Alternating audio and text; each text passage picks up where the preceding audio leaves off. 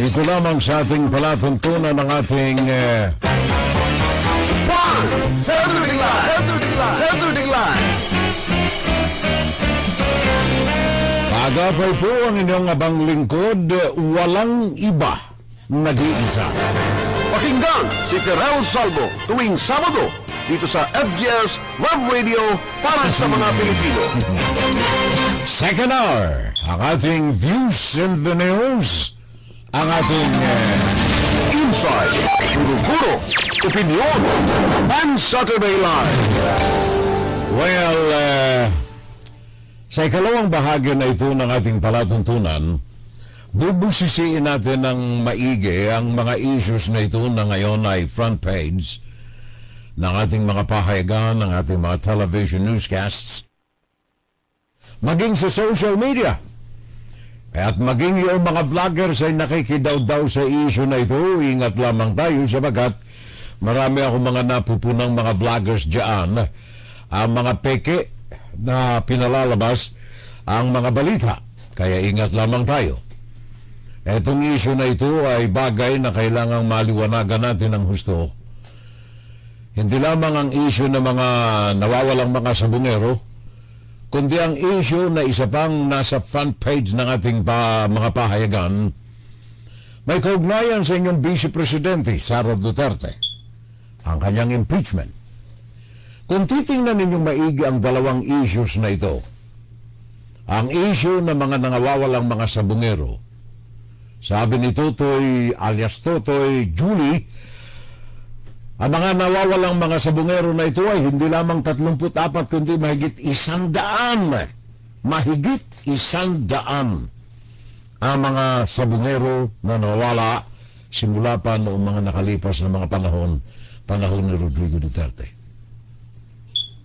And dinama yan sa panig naman ng inyong Vice Presidente Sara Duterte, milyon hindi mga sabungero ang nawawala, milyon ang halaga ng pera ng mga nawawala rin. So there is a deadly na kamamatay na similarity, pagkakaparehas, and parallelism sa issues na ito ng mga sabungero at ng impeachment ni Sara Duterte. Busisiin po nating maigi mga kababayan ko ang mga issues na ito sapagkat dapat malaman ng taong bayan. Gawa ng implikasyon sa taong bayan na nakikita natin ngayon ay lalo pang gulo, lalo pang nagpapalalim, nagpapadilim sa pag-unawa sa mga issues na ito. Tatlong bagay po ang nasa sangkot sa parallelism na ito, kaya deadly similarities na ito. Para itong trend, itong dalawang issues na ito, na kung pag-uusapan, hindi mo pwedeng paghiwalayin Otherwise, madidiskarelyo ang trend. Ang dalawang issues na ito kailangan ay magkaagapay na pinag-uusapan ng ating taong bayan sa maliwanag na pamamaraan at factual na mga rasones. Ito kumbaga, ano yung sa kanta ng mga bata? One of these things is not like the other. Diba? May kanta mga bata riyan Ngayon, ito pong reels na ito ng trend. Pag inalis mo ang isa, madidiskaril ang trend. Ano ang ibig sabihin ng trend dito sa parallelism na ito? Sa similarity na ito ng dalawang issues. Ang trend ay ang paniniwala, ang public scrutiny magiging malabo, at ang pananaw sa kalayaan, sa demokrasya ng bansa ay malulusaw. Pag-usapan natin ang bagay na ito sa tatlong mga aspekto. Number 1, yung accountability. Number 2, ang katarungan o justice. At number 3, ano ang reaksyon, ano ang dulot ng issue na ito sa ating taong bayan. And ultimately, sa likod ng dulot sa taong bayan, ano ang kanilang conclusion.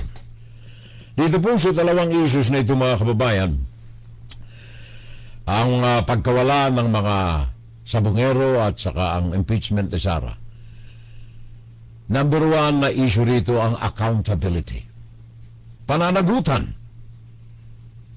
Bakit lumaganap ng sandamakmak ang issue ng mga pagkawala ng sabongero?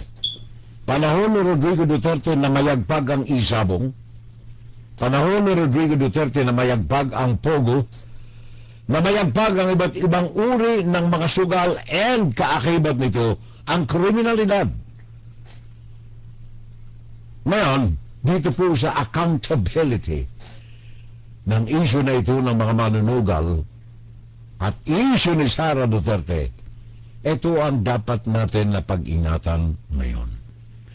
Right now, nahahantad sa ating mga mata ang pag-asa na sana yung mga tinura ni Julie Patidugan ni Totoy Bato ay resulta ng maliwanag na solution sa mga katanungan.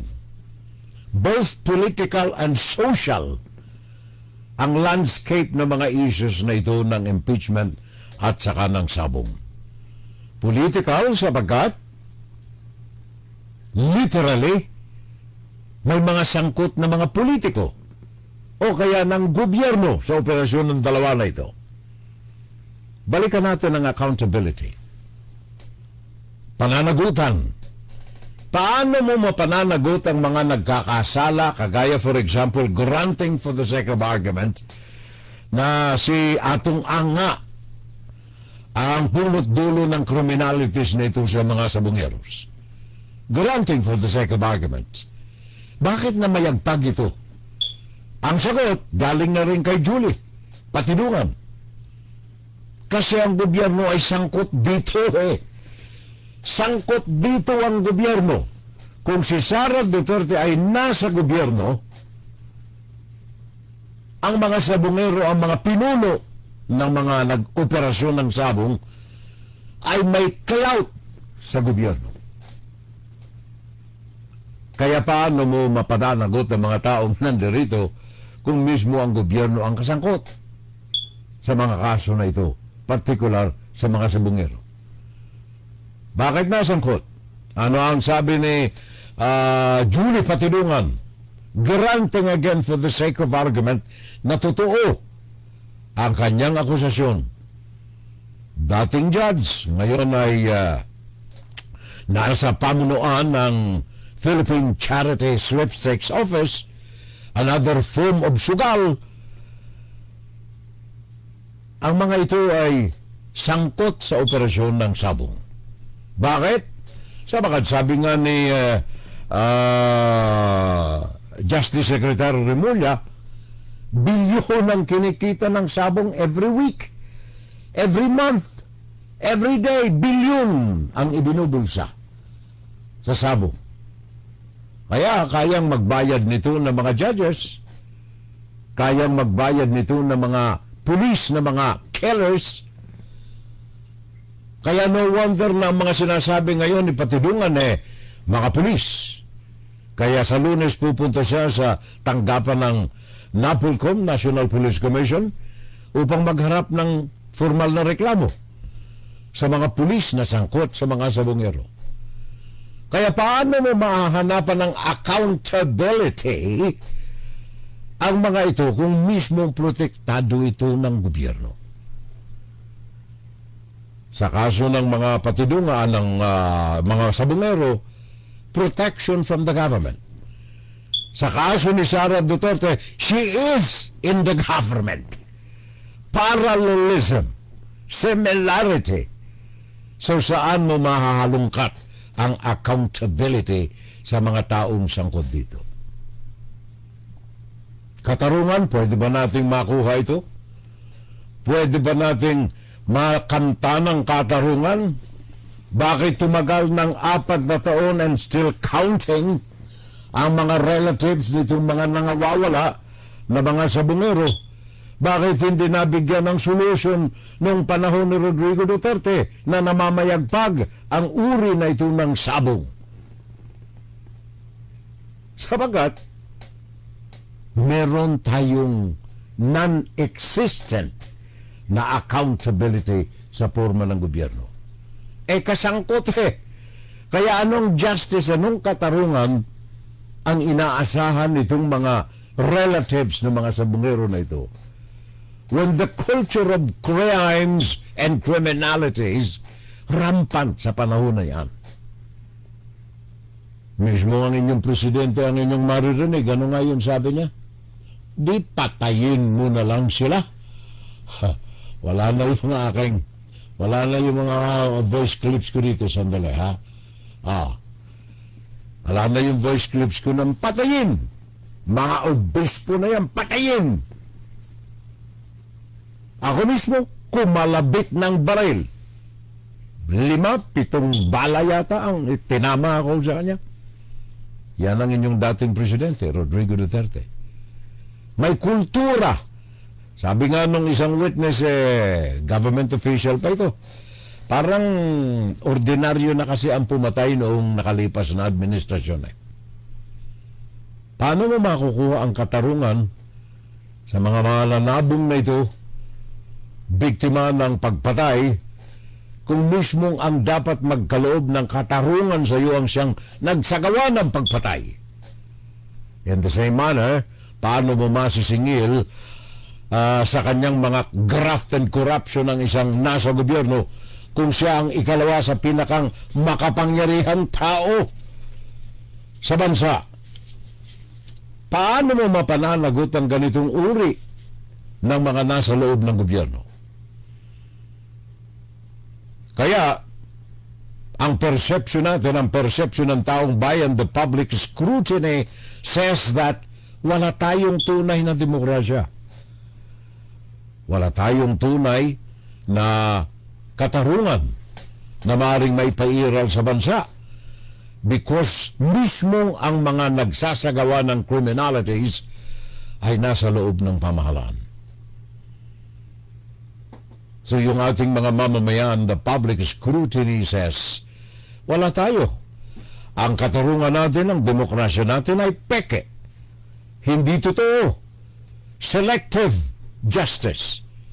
Kung ikaw ay may koneksyon sa gobyerno, may hirapan kang ipursigi sa mga kasong nakuha mo at nagawa mo.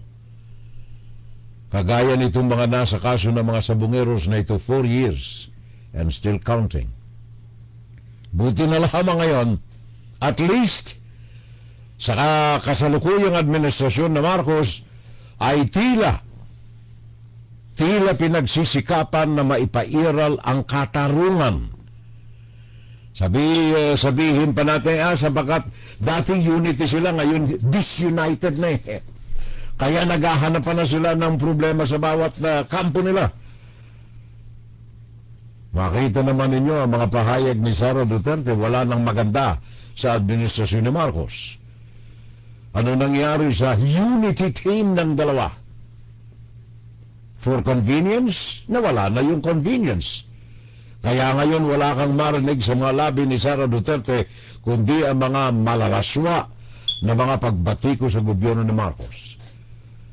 Si Marcos naman ay nananahimik at parang gusto niyang ipakita sa taong bayan na siya ay walang laban sa isang babae, na kung saan ay nakikita ng taong bayan na kahinaan ng isang presidente. Subalit sa kabila nito, at least naipakikita sa taong bayan that justice is rolling. Gumugulong na. Sa wakas, at least sa mga kaso ng mga sabungero at sa kaso ng impeachment ni Sara Duterte. Sa kabila ng mga taong sumasalungat dito. Kaya ang taong bayan ay nagtatanong, accountability ng mga public officials kailangan ay mangibabaw. Merong political ramifications dito sa mga issues na ito. Sa magkabilaang panig, mga epekto and after effects sa mga bawat paggalaw ng mga pros at mga anti sa mga kaso na ito ng mga sabongero at ng impeachment ni Sara Duterte. Dito sa kaso ng impeachment ni Sara, kitang-kita naman ninyo. Sana ang taong bayan ay magkaroon ng maaliwalas na pagtimbang sa nakikita nilang partisanship ng ilang mga politicians, especially sa Senado. Sa impeachment ni Sara Duterte, lumulutang ngayon ang mga tao, mga pangalan na ibinoto ninyo. Subalit, hindi nananagot sa accountability nila sa mga taong bumoto sa kanila. Naandyan si Bongo. Naandyan si Ronald Batu de la Rosa. Naandyan si Robin Hood Padilla. Naandyan si Amy Marcos, kapatid ng presidente. Amy Marcos mismo. Naandyan si ang mga Villar. Kung ika nga'y may pananagutan o tumatanaw sa pananagutan ng mga ito, accountabilities dito sa mga ibinabatong mga kasalanan sa ilalim ng impeachment case ni Sara Duterte.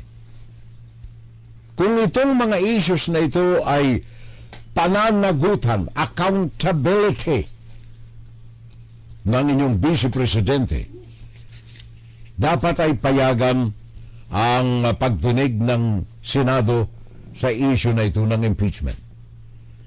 Sa bakit hindi magaan na mga kaso ang isinasampal dito kay Sara Duterte, naandyan ang betrayal of public trust, culpable violation of the Constitution. Mabibigat na mga issues ang mga ito. Bakit may mga ganyang kaso? Naandyan ang assassin contracted sa mismong labi ni Sara Duterte nang galing ang mga ito.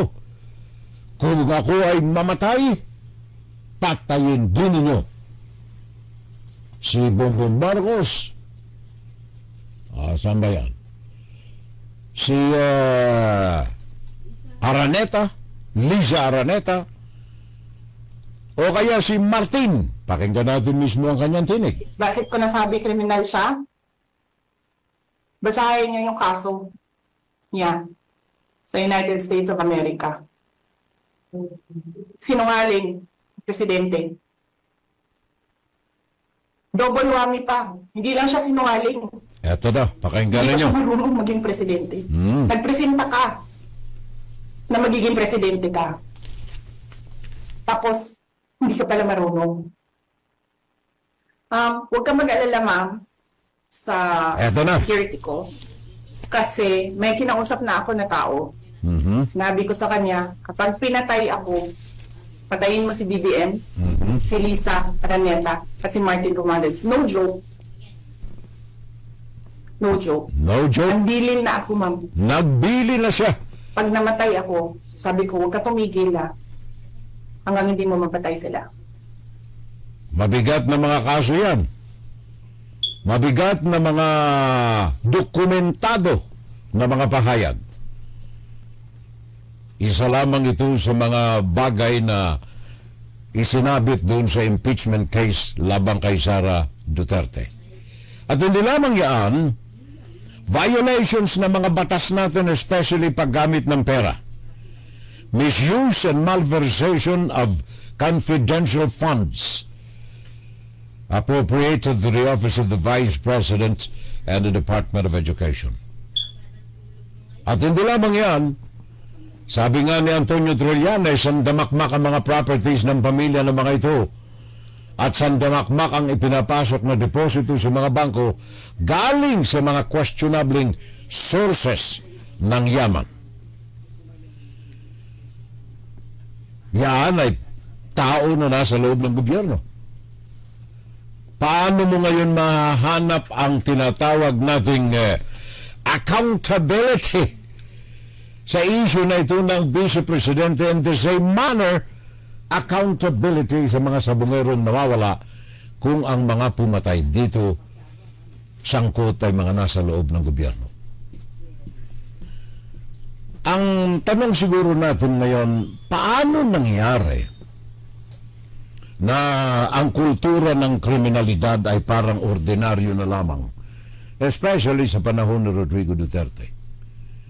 Bakit baga, sabi nga ng isang public official, yung panahon na yan, ang pagpatay ay parang ordinaryo na lang, nakursunadahan ka, nagkatitigan kayo, nagalit sa'yo, bumunot ng baril, pinutukan ka, okay lang. Bakit?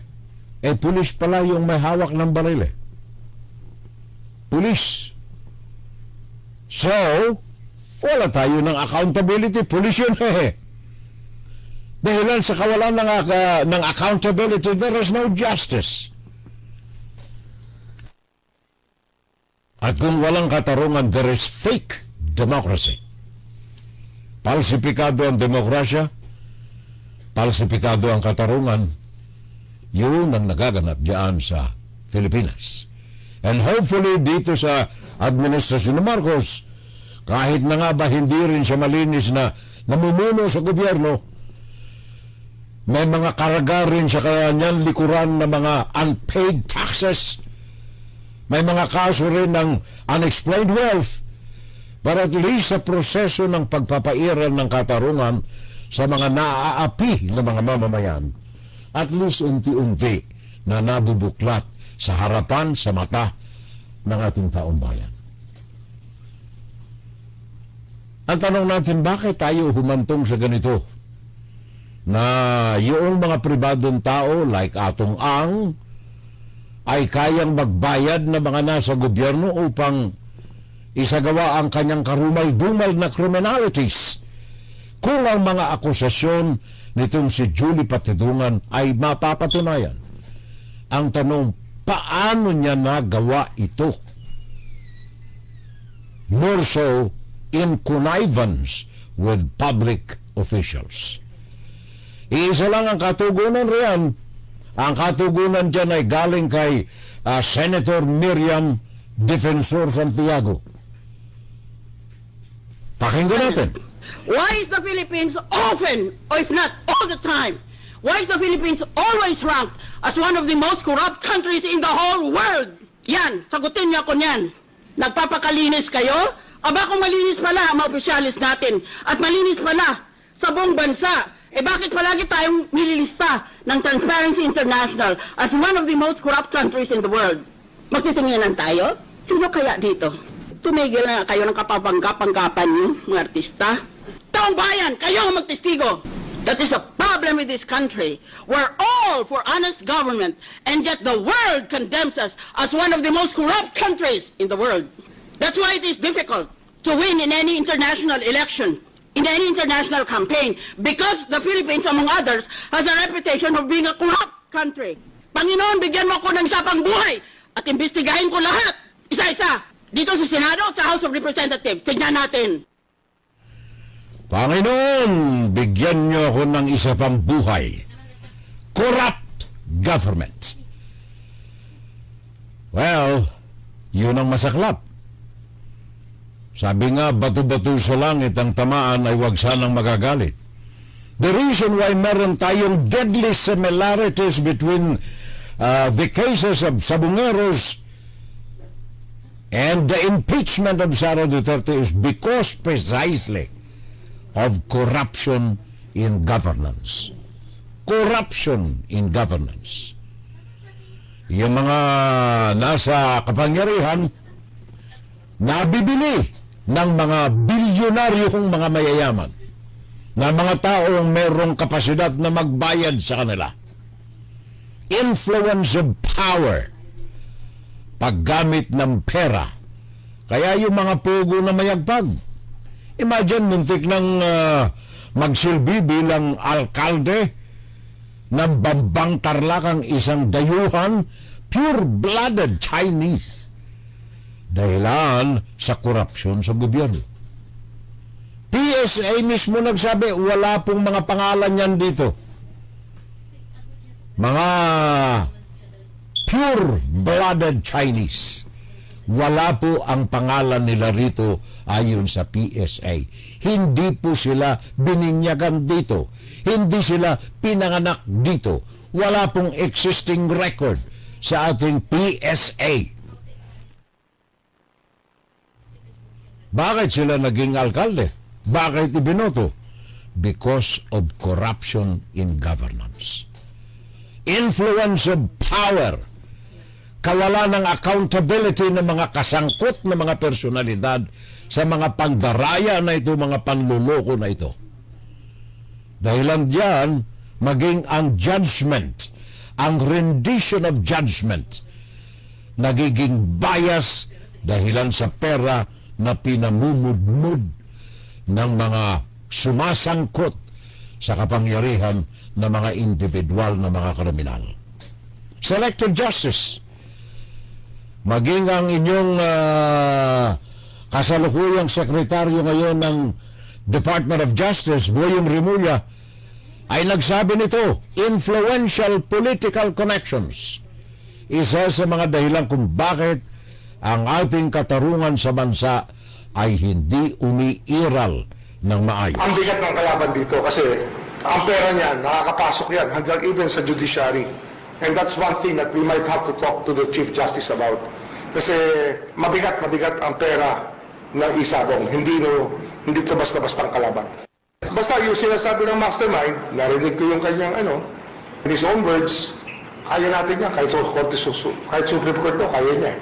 Sinasabi niya, kaya kakausapin natin ng Chief Justice tungkol dito. May grupo yan na kasama, pero meron talagang corporate setup yung principal natin na kumikilos. Yan mismo ang tinig ni Justice Secretary Boying Rimulya. Kaya kanina nasabi ko sa inyo mga kababayan, ang isa sa mga ginagamit nitong mga balasubas na ito, na mga kriminal, and if the case is true and if the evidences will provide and prove, baka itong si Atong Ang ay isa sa mga talagang nagpapairal ng paglabag sa batas ng talamak with the use of government officials. Sabi ko na nga kanina, ang isa sa mga pinagtataguan nila ay yung bank secrecy law. Marami tayong mga nasa gobyerno ang nasusuhulan pero hindi mapatunayan sapagat walang prueba. Kagaya halimbawa ng mga akusasyon ni Antonio Trillanes sa mga Duterte na bilyon-bilyon ang halaga ng pera na ipinapasok ng mga criminal syndicate sa kanilang mga bangko, hindi mabulatlat, hindi maihantad unless na magbigay ng sertifikasyon si Duterte na pwedeng buksan ng taong bayan ng kanyang mga bank accounts.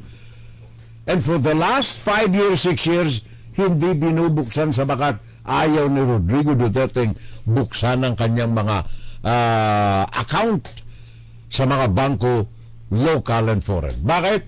Meron tayong bank secrecy law. Kaya buti na lamang dito sa mga kaso na ito ng sabungero, maraming mga sangay ng gobyerno ang unti-unting namumulat ang mga mata. Especially ang mga mambabatas natin na dapat nasa kanila ang susi ng pagbukas ng mata ng ating taong bayan. Well, of course, with the exception of partisans, kagaya kina Amy Marcos, si Bongo, si Bato de la Rosa, si Robin Padilla at maraming iba pa. Pero itong kaso na ito ng connivance between the government and the criminal elements, isa sa mga solutions dito ay itong pagbukas ng record ng mga bangko. Sabagat ang galaw na mga ito ay kinakapitala ng pera. Pag naipasok na sa bangko, ligtas na sa scrutiny ng taong bayan ang mga corrupt na mga government officials na ito. Kaya si Senator Lacson ay nagharap ng dalawang mga panukalang batas. Number 1, to seek and prevent government officials and employees from hiding ill-gotten wealth sa mga bangko. Dalawa ito. Ang una ay yung kanyang Senate Bill 38 na ang tawag dito ay an act further strengthening the secrecy of bank deposit laws, amending, babaguhin ang isa sa mga provision rito na kung saan nagsasabi sa ilalim ng kanyang emyenda na kapag ang nasa sangkot na nais na bulat-latin ng record sa ilalim ng bank secrecy law, kapag ang nasa sangkot ay gobyerno, kaya empleyado ng gobyerno, maging local, national, international, kapag ikaw ay tumatanggap ng sahod sa gobyerno, na ang mga records mo sa bangko ay kayang bulat-latin sa paghahanap ng katarungan. Magandang hakbangin. Bagaman sabi ko na too late the hero, pero pwede pa rin. Marami nang napatay, marami ng mga corrupting officials ang napawalang sala dahilan dito sa bank secrecy law. And I hope ang mga ito ay mabulat-lat na muli. Meron tayo mga senador na sangkot dyan. Mga tumanggap na mga pidap kung ano-ano pa, mga Napoles, etc. Marami tayo mga nandyan sa Kongreso, Senado, nagtamasa dito sa mga akap-akap na ito kung ano-anong mga social welfare funding na ito in billions of pesos ang nakalulusot dahilan sa bank secrecy law. Isa rin ito sa pinagtataguan ng mga sangkot dito sa impeachment case ni Sara Duterte. At isa rin sa pinagtataguan ng mga financiers ng mga taong sangkot sa mga kaso ng mga nangawawala na mga sabungero. Kaya siguro yung mga mamamayan nating mga Pilipino, it is your time to voice out. It is your time to say a piece. Silence is not an option. Public outcry is a must. Political ramifications is a must. Kailangan ng taong bayan, public involvement is a must. Kailangan huwag na tayong, hindi naman ako sangkot dyan Gawa na ako naman wala akong hanap buhay Di naman ako nagbabayad ng buwis So hindi ako nagko-contribute dito sa mga salaula. Wrong. Ang naman bilhin ninyo sa sari-sari store, may tax kayong binabayaran. Sumakay kayo ng jeep, may tax kayong binabayaran. Pumunta kayo sa restaurant, may tax kayong binabayaran. At ang mga ito ang ginagamit ng gobyerno sa kanilang kalakalan. At kung ang pera na ito, kagaya ng mga isinasangkot kay Sara Duterte, ay napupunta sa mga kaaliwaswasan na ayon sa COA, ang mga ginastos nito ay ginamit ang mga pangalan ng mga nasa lata, mga pangalan ng mga kinakain ninyo, non-existent na mga tao. Ito ang mga kinasangkapan ni Sara Duterte upang maiwasan ang kaso na ito ng impeachment. Kaya lamang, may mga porsigido tayong congressmen, 215 of them, plus additional 25 congressmen, nais na halungkatin ang issue ng impeachment. Nais halungkatin ang katotohanan dito sa pagwaldas ng pera ng taong bayan. Billions of them. Saan napunta ang mga pera na ito? So yun ang ating mga pinag-uusap.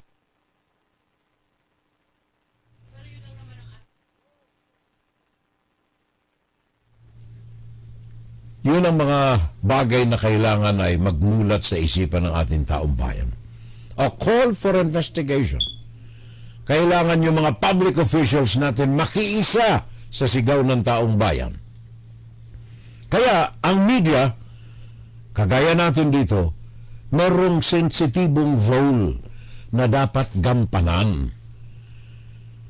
May mga parte tayo na dapat nating gamitin. Kapangyarihan ng media na wala sa iba. Public information. pagpapakalat ng katotohanan ng mga bagay na dapat malaman ng taong bayan.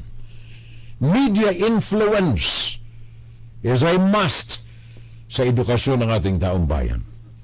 Kaya tama rin yung isang batas na nais na ipanukala ng ating mga mambabatas na kailangan ay patawan ng parusang matindi ang mga nasa social media na nagpapakalat ng mga hindi totoo na mga bagay-bagay. Sabagat ang media influence ay matindi po sa kasalukuyang takbo ng ating panahon. Ang coverage ng media, especially ang social media, ay malawak ang nararating at ang epekto sa taong bayan ito.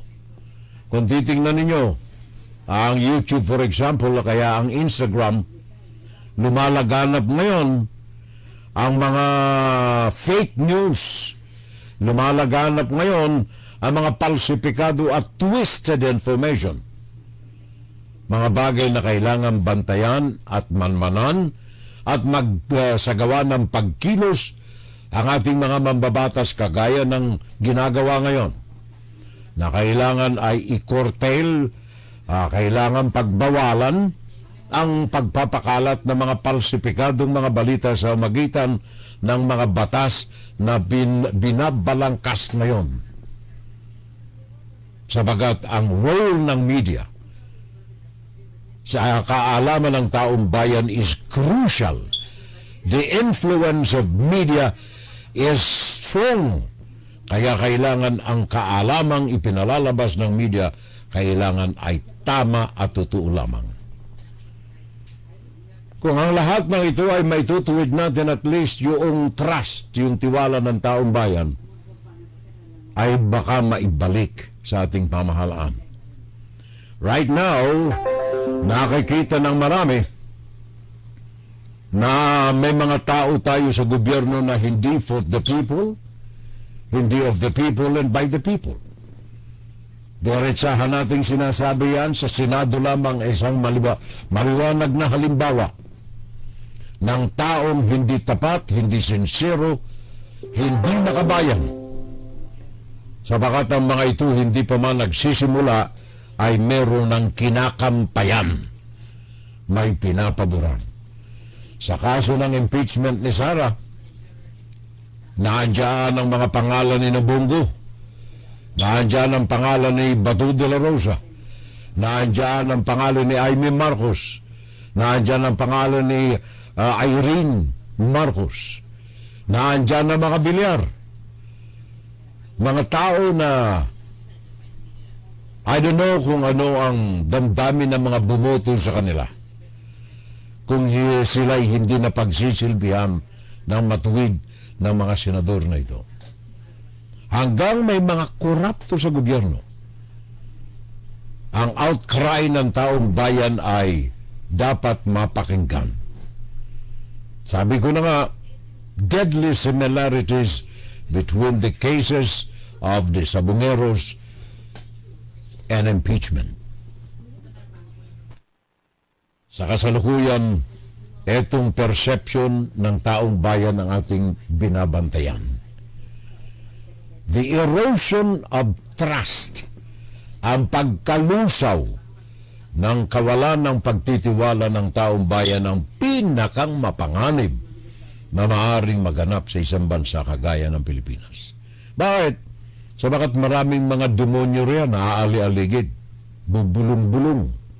Naandyan si Xi Jinping. Naandyan ang mga balasubas ng mga kriminal sa loob ng bansa. At naandyan ang maraming iba pa. Tandaan ninyo na there is a close link. Ito mismong si Rimulya nagsabi rin ito. Merong close link between the extrajudicial killing at mga sabungero. Isang kultura na pinalawak noong panahon ni Rodrigo Duterte. Isang kultura na nag-uugnay na parang release ng tren sa pagkawala ng mga sabungero at ang impeachment ni Sara Duterte. Pakinggan natin mismo kung paano nagkaugnay-ugnay ang mga bagay na ito. Mula sa pagdukot at pagpatay sa mga missing sa Bungero, parehong grupo umano ng mga pulis ang sangkot sa ilang extrajudicial killings noong kasagsagan ng madugong war on drugs. Marami sa kanila, intelligence officers. Yan ang kinumpirma ng bagong lumulutang na witness sa kaso ng mga missing sa Bungero, si Calamba City Councilor Arvin Manguiat, ang dating kapitan na siyang inambush at tinangkang patayin umano ng bilyonaryo at gambling tycoon na si Atong Ang matapos mapagkamalang sangkot sa panchochope. Intel operatives. Sila yung mga nasa Intel. Sila yung nanguhuli sa gambling, sa drugs. Ayan. Sila yung gumaganap na mga pinag-uutos sa kanila, yung mga ino-operate nila. Like, yung mga ambush na yan. Diba rin panahon na yun, parang legal ang pagpatay sa drug pusher. Ayan, sila yung magawa niyan. Dating master agent ng isabong operation si Manguiat. Kwento niya, mismo ang whistleblower na si Dondon Patidongan ang kumontak sa kanya para ipaalam na ang kanyang dating boss, ang mastermind sa tangkang pagpatay sa kanya noong 2021. Nagulat na lang ako nung tanongin niya ako kung may suspect na rin ba ako dun sa mga umambo sa akin. Sabi ko meron. Sabi ko, mga polis. Sabi niya, alam mo ba kung sino mastermind? Sabi ko, yun ang hindi ko alam. Yun, sinabi niya sa akin na si Boss A daw ang nagpaambo sa akin. So nagulat ako. So tinanong niya ako kung sino yung mga suspect ko. So sinabi ko mga polis. Sabi niya, sino? So sinabi ko isa-isa sa kanya, yan din yung mga nakakausap niya tungkol sa mga nawawalang magsasabong. Una nang inilahad ni Justice Secretary Boying Remulla sa Billionaire News Channel na intertwined ang missing sa Bungeros sa mga patayang naganap noong Pangulong Rodrigo Duterte. Kinumpirma ni Manguiat sa news team na kilala niya ang karamihan sa mga pulis na kasalukuyang nasa restrictive custody ng PNP. Pero daragdagan pa raw niya ito ng 3 sarhento at 1 police colonel oras na magsampa siya ng kanyang official complaint sa NAPOLCOM sa susunod na linggo. Interest in the case of the missing Sabungeros searched after whistleblower Julie Dondon Patidongan came out and alleged that the Sabungeros had been killed in orders of Charlie Atong Ang. Connection between Sabungeros at saka extrajudicial killing. Pakinggan pa rin natin, Hana T. ng Billionaire News. Bago pa man lumitaw ang whistleblower na si Julie Dondon Patidongan o alias Totoy, meron ang nagsalita tungkol sa kaso ng missing Sabungeros na may kaugnayan sa tanim droga. 34 ang nawalang cockfight enthusiasts mula 2021 hanggang 2022. Pero merong nadakip at eventually nag-survive. Yan sina Alvin at Darwin Indon o kinilala ng Senate Committee on Public Order and Dangerous Drugs bilang Indon Brothers, ang tumestigo sa pagdinig ni Senador Bato de la Rosa tungkol sa missing Sabungeros mystery.